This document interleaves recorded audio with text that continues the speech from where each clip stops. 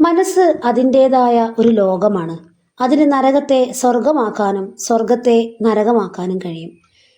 തീയില്ലാത്ത നരകവും തോട്ടമില്ലാത്ത സ്വർഗവും. നമുക്കിന്നൊരു കഥയിലൂടെ കടന്നു പോകാം. അനന്തമായി നീണ്ടുകിടക്കുന്ന മരുഭൂമി. ചുട്ടുപഴുത്ത പകൽ മാഞ്ഞതോടെ മണൽക്കാടിനെ വിറപ്പിച്ചുകൊണ്ട് ശൈത്യം പതുക്കെ അരിച്ചിറങ്ങി തുടങ്ങി. ആ ഊഷരതയിലൂടെ നടന്നു നീങ്ങിയ സൂഫി ഗുരുവും ശിഷ്യന്മാരും അസ്ഥി തുളയ്ക്കുന്ന തണുപ്പ് അസഹ്യമായപ്പോൾ യാത്ര നിർത്തി. വിറകുകൾ കൂട്ടിയിട്ടെങ്കിലും കത്തിക്കാൻ ഒരു തീപ്പൊരി പോലും അവരുടെ കയ്യിലുണ്ടായിരുന്നില്ല. അപ്പോഴാണ് ഗുരു ആ വിചിത്രമായ ആവശ്യം ഉന്നയിച്ചത്. ഇന്ന് രാത്രി നാം നരകത്തിൽ നിന്ന് തീയെടുക്കും. ഗുരുവിന്റെ ആ വാക്കുകൾ കേട്ട് ശിഷ്യന്മാർ പരസ്പരം നോക്കി. ഒരു ശിഷ്യൻ കണ്ണുകളടച്ച് ആകാശത്തിന്റെ മേലാപ്പുകൾക്കപ്പുറത്തേക്ക് പറന്നുയർന്നു. നരകം അന്വേഷിച്ചുള്ള യാത്ര. അവൻ ആദ്യം കടുത്ത ചൂട് പ്രതീക്ഷിച്ചു. പക്ഷേ അവൻ അനുഭവപ്പെട്ടത് നേർത്ത കുളിരുള്ള കാറ്റാണ്. അവൻ എരിയുന്ന തീ പ്രതീക്ഷിച്ചു. പക്ഷേ മുന്നിൽ കണ്ടത് സ്വർണപ്രഭ ചൊരിയുന്ന അതിമനോഹരമായൊരു കൊട്ടാരമാണ്. അവിടെ കാവൽ നിൽക്കുന്ന മാലാഖയുടെ മുഖത്ത് ലോകത്തിലെ മുഴുവൻ സൗന്ദര്യവും നിറഞ്ഞു നിൽക്കുന്നു. വഴിതെറ്റി സ്വർഗത്തിൽ എത്തിയതാണെന്ന് കരുതി ശിഷ്യൻ മാലാഖയോട് ചോദിച്ചു, ഞാൻ നരകത്തിലേക്കുള്ള വഴി അന്വേഷിച്ചു വന്നതാണ്. എനിക്ക് അല്പം തീ വേണമായിരുന്നു. നിങ്ങൾക്ക് വഴി തെറ്റിയിട്ടില്ല, ഇത് നരകം തന്നെയാണ്, മാലാഖ ശാന്തമായി പറഞ്ഞു. ശിഷ്യൻ ഞെട്ടി. നരകമോ? ഇവിടെ തീയില്ലേ? നരകത്തിൽ തീയില്ല, മാലാഖ പുഞ്ചിരിച്ചു. നരകത്തിലേക്ക് മനുഷ്യർ തീയുമായി വരുന്നു. ഭൂമിയിൽ നിന്ന് വരുന്നവരാണ് അവരുടെ ഉള്ളിലെ അക്രമങ്ങളുടെയും പാപങ്ങളുടെയും തീ ഇവിടേക്ക് കൊണ്ടുവന്നത്. നരകം തീ കൊണ്ടല്ല ജ്വലിക്കുന്നത്, മനുഷ്യരുടെ ഉള്ളിൽ നിന്ന് കൊണ്ടുവന്ന അഗ്നി കൊണ്ടാണ് അത് നരകമാകുന്നത്. തീക്കൊള്ളിയില്ലാതെ തിരികെ വന്ന ശിഷ്യനെ കണ്ട് ഗുരുവിന് അത്ഭുതമുണ്ടായില്ല. അദ്ദേഹം പറഞ്ഞു, സാരമില്ല, തീ കിട്ടിയില്ല, എന്നാൽ നല്ല വിശപ്പുണ്ട്. മറ്റൊരാൾ പോയി സ്വർഗത്തിൽ നിന്ന് കുറച്ച് പഴങ്ങൾ കൊണ്ടുവരൂ. ഉടനെ രണ്ടാമത്തെ ശിഷ്യൻ ആകാശത്തേക്ക് പറന്നുയർന്നു. അവൻ പ്രതീക്ഷിച്ചത് തേനും പാലും ഒഴുകുന്ന നദികളും കായ്കനികൾ നിറഞ്ഞ പൂന്തോട്ടങ്ങളുമാണ്. പക്ഷെ അവൻ ചെന്നെത്തിയത് ഭയാനകമായി കത്തിയാളുന്ന ഒരു അഗ്നികുണ്ഡത്തിന് മുന്നിലാണ്. കാവൽ നിൽക്കുന്ന മാലാഖയുടെ ഭീകരമായ രൂപം കണ്ട് അവൻ പേടിച്ചു വിറച്ചു. കൂടുതൽ നിൽക്കാതെ അവൻ തിരിഞ്ഞോടാൻ ശ്രമിച്ചു.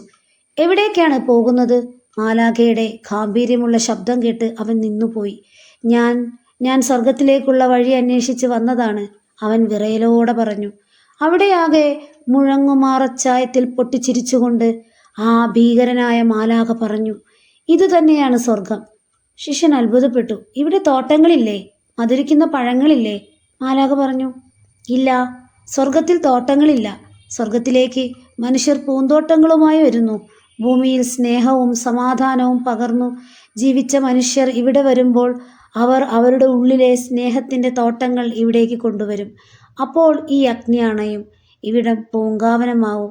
സ്വർഗത്തിലും തോട്ടമില്ലെന്ന സത്യവുമായി രണ്ടാമത്തെ ശിഷ്യനും ഗുരുവിൻ്റെ മുന്നിൽ തിരിച്ചെത്തി. മരുഭൂമിയിലെ ആ കൂരിരുട്ടിലിരുന്ന് ഗുരു ചോദിച്ചു, ഇപ്പോൾ പറയൂ, നിങ്ങൾ മരിച്ച ശേഷം എവിടേക്കാണ് പോകാൻ ആഗ്രഹിക്കുന്നത്? ആരും ഒന്നും മിണ്ടിയില്ല.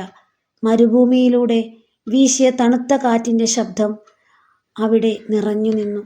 അല്പനേരത്തെ ആ നിശബ്ദതയ്ക്ക് ശേഷം ഗുരു ചിരിച്ചു. എന്നിട്ട് തുടർന്നു, ആദ്യം ഉള്ളിൽ ഏത് ലോകമാണ് നിർമ്മിക്കുന്നത് എന്ന് തീരുമാനിക്കൂ.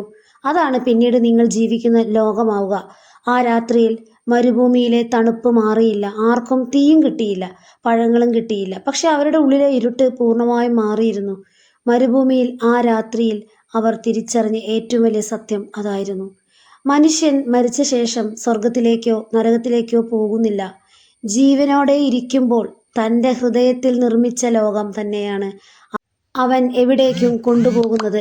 സ്വർഗവും നരകവും ആദ്യം നിർമ്മിക്കപ്പെടുന്നത് നമ്മുടെ മനസ്സിലാണ്. Heaven and hell are states of mind. നമ്മുടെ ഉള്ളിൽ വെറുപ്പും അസൂയയും കോപവും നിറഞ്ഞാൽ എവിടെ ജീവിച്ചാലും അത് നരകമായി അനുഭവപ്പെടും. സ്നേഹവും സമാധാനവും നന്ദിയും നിറഞ്ഞാൽ സാധാരണ സാഹചര്യങ്ങൾ പോലും സ്വർഗമാകും. പുറത്തുള്ള ലോകത്തേക്കാൾ പ്രധാനമാണ് നമ്മുടെ ഉള്ളിലെ ലോകം. നമ്മൾ ലോകത്തിന് നൽകുന്നതാണ് ഒടുവിൽ നമ്മിലേക്ക് തിരികെ വരുന്നത്. നമ്മൾ പോകുന്ന ഓരോ ബന്ധത്തിലേക്കും ഓരോ ജോലിയിലേക്കും ഓരോ സാഹചര്യത്തിലേക്കും നമ്മൾ കൊണ്ടുപോകുന്നത് നമ്മുടെ മനോഭാവമാണ്. ഉള്ളിൽ തീയുമായി നടക്കുന്നവർ സംഘർഷം സൃഷ്ടിക്കും. പൂന്തോട്ടവുമായി നടക്കുന്നവർ പ്രതീക്ഷയും സമാധാനവും പകരും. യാഥാർത്ഥ ആത്മീയത പുറംലോകം മാറ്റുന്നതിലല്ല, ഉൾലോകം മാറ്റുന്നതിലാണ്. സ്വർഗം തേടിയുള്ള യാത്രകളേക്കാൾ പ്രധാനമാണ് സ്വന്തം ഹൃദയത്തെ സ്വർഗമാക്കാനുള്ള യാത്ര.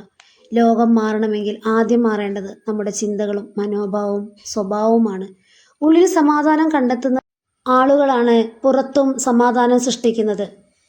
നിങ്ങളുടെ ഇന്നത്തെ മാനസികാവസ്ഥ ഒന്ന് പരിശോധിച്ച് നോക്കൂ. അതൊരു സ്വർഗമാണോ അതോ നരകമാണോ സൃഷ്ടിക്കുന്നത്? ഈ ഒരു കഥ കേട്ടപ്പോൾ നിങ്ങളുടെ ഉള്ളിൽ തെളിഞ്ഞ ആ പുതിയൊരു സന്ദേശം ഉടൻ തന്നെ നിങ്ങളുടെ ജീവിതത്തിലും തിളങ്ങുമാറാകട്ടെ. അപ്പോൾ ഈ കഥ ഇഷ്ടമായവർ തീർച്ചയായും ലൈക്ക് ചെയ്യുക, ഷെയർ ചെയ്യുക, സബ്സ്ക്രൈബ് ചെയ്യുക. Thank you.